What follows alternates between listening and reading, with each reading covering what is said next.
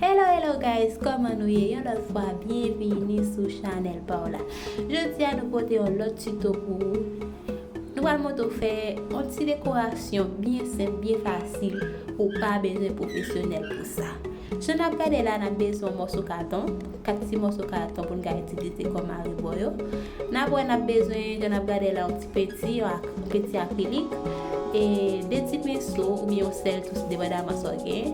Nous avons besoin de spray et couleur c'est des badamas ou même c'est l'homme de gain c'est lui utiliser et m'a besoin 4 morceaux de feuilles blanches et n'a besoin un petit col papier. Après ça n'a besoin un pistolet silicone, n'a besoin ciseaux tout pistolet silicone, c'est ça n'a gardé konya ou bien ensemble à silicone, c'est seulement ça n'a besoin guys. En passant, pas oublier abonner avec channel là, pas oublier quitter son pensée dans commentaire en alphabet guys.